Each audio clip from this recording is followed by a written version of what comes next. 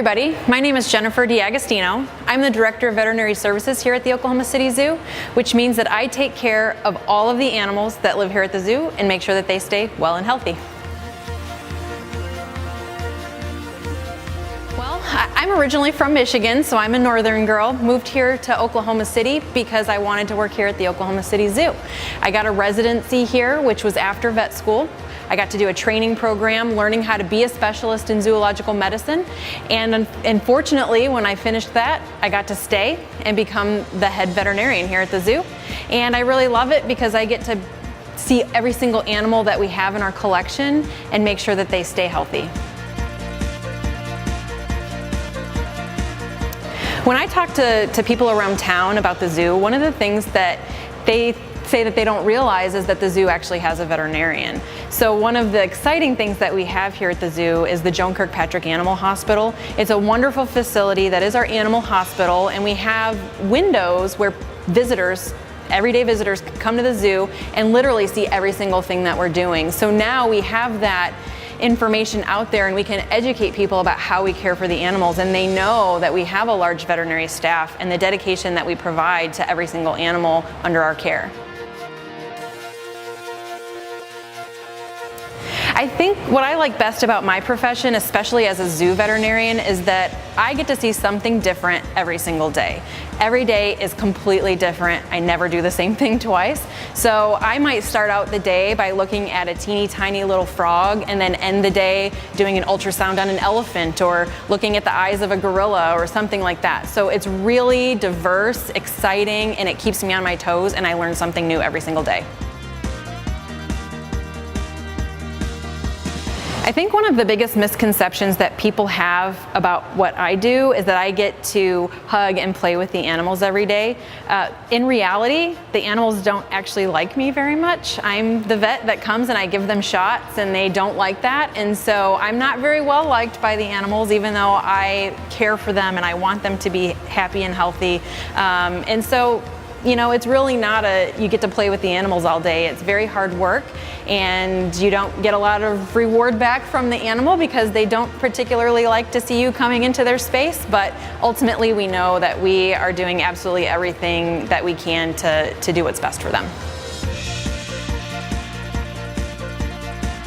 Ever since I was little, I've really loved learning and reading and science-related fields. When I was growing up, my grandma actually ran a farm that was part of a public school system in Flint, Michigan. And that was a place where kids from the city could get out and actually see animals and see how agriculture works. And I spent my summers there and got to hang out with all the animals, learn about that, follow the vet around as they did exams on the animals. From there, you know, I went into school and did very, very well in my science and math and studied really hard so that I got good grades so that I could get into a really good college. That was very, very important to me. I was able to get into Michigan State University, which is the university in my home state that has a veterinary school. And so I went into college knowing that I wanted to go to vet school. So I planned accordingly so that I could have all of my science and math and all of that coursework done early so that I could take a few classes that I wanted to for fun, which is also important because you want to be well-rounded and do things that you enjoy, not just the core, you know, science things. So I did those and went to vet school at Michigan State. When I went there, I did some extra studies looking at wildlife and zoo animals and exotic pets so that I could learn that additional factor to be a zoo veterinarian.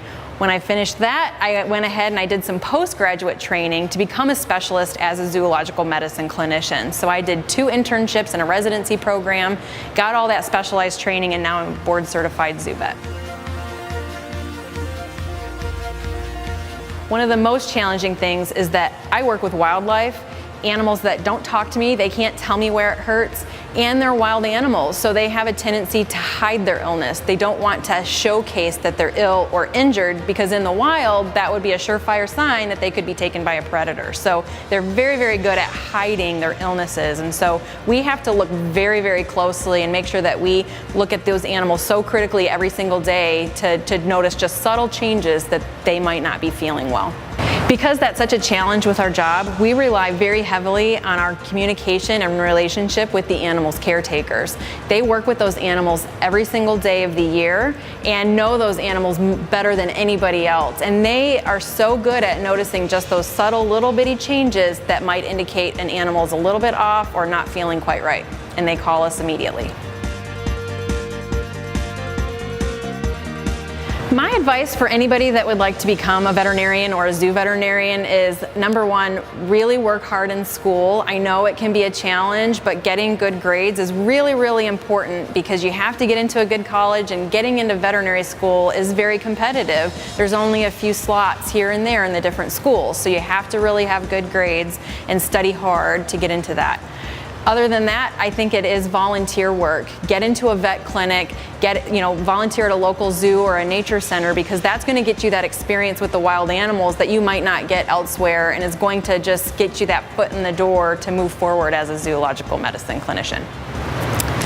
For anybody out there that's interested in being a veterinarian or working in the zoo field, we definitely encourage you to come to the Oklahoma City Zoo, come to the Joan Kirkpatrick Animal Hospital, and see what we have going on. You can actually watch live veterinary procedures happening as they're happening in real time. Check our social media calendars, check the calendars here at the zoo, see what's scheduled for the day, and come on and join us. We'd love to have you. Well, I thank all of you for watching today and learning a little bit about what I do here at the zoo. I hope it inspires you to move forward in the science profession and fulfill your dreams, and please share with anybody else that you think might be interested in a science profession.